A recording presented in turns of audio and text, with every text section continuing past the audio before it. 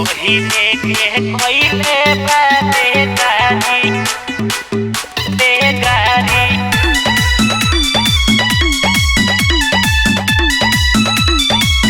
ओहिले के कोइले बाते गारी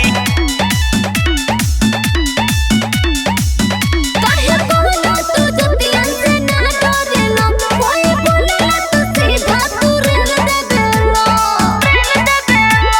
सुनो ना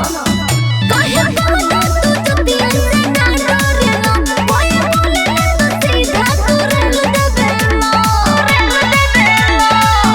ओहिरे के दिहल सभे टू कहड़ा पजियता हो ओहिरे के कोइले बाबे गारी गोरी दुनिया सारी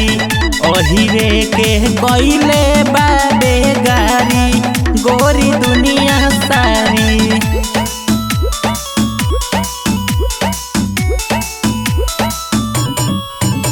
ओहिले के कोइले बाते गारी सब लोग रे बाबू तोहर पीछे पीछे घूमेला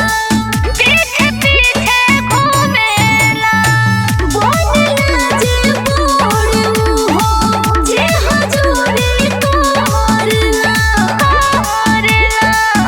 ओहिरे के देन हो कि सभे इहाँ फौकता हो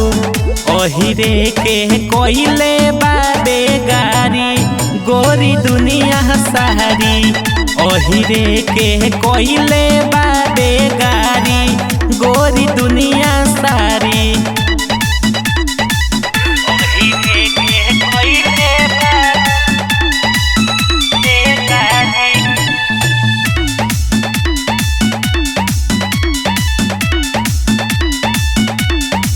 एही से का करेला लोगवा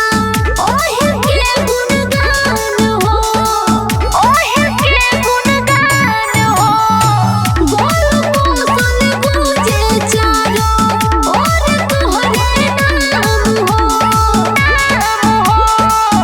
ओहिरे के नाम लेके सभे इहाँ पलता हो